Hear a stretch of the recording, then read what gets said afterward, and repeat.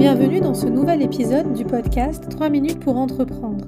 Je suis Émilie Attard, je suis formatrice consultante en création et développement d'entreprises et j'ai fondé la communauté des entrepreneurs. Aujourd'hui, je réponds à la question « C'est quoi l'impact environnemental de mon entreprise et le greenwashing ?» Face à l'urgence climatique, nous avons tous un rôle à jouer. Toi en tant que citoyen et toi aussi en tant que futur entrepreneur. Alors, dans quelle mesure une entreprise peut-elle agir sur le climat et quelle est la limite entre la véritable action et le greenwashing ?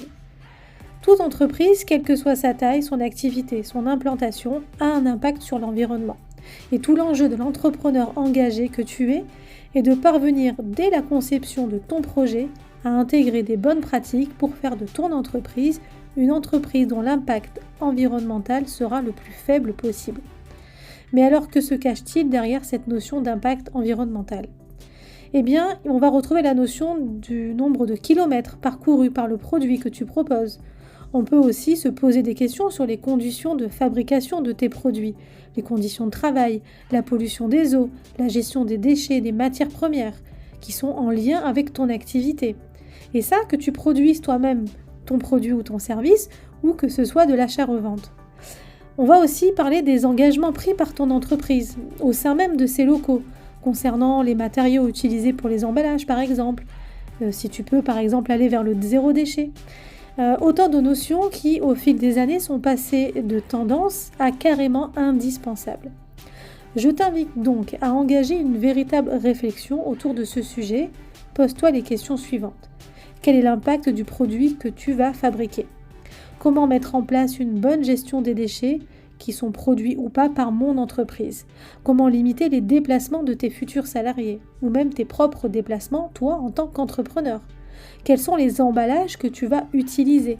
Quelle énergie vas-tu utiliser au quotidien au sein de ton activité ?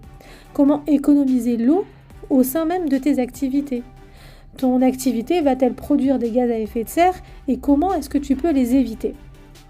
Les bonnes pratiques en matière d'impact environnemental sont beaucoup plus faciles à prendre en compte lorsque l'on est dans une phase de construction de projet, de mise en place de l'activité. C'est bien plus compliqué lorsque l'entreprise est déjà en activité de venir modifier des habitudes, des politiques d'achat ou de sourcing. Alors il faut quand même faire attention à ne pas faire ce que l'on appelle du greenwashing, en français de l'éco-blanchiment. Le greenwashing, c'est quand une entreprise communique sur des actions ou des pratiques visant à réduire son impact environnemental, mais qu'en pratique, eh bien, il ne se passe pas grand-chose. N'oublie pas que tes futurs clients ne vont pas se contenter de l'image que tu renvoies, ils voudront des preuves de tes engagements. Allez, c'est à toi de jouer.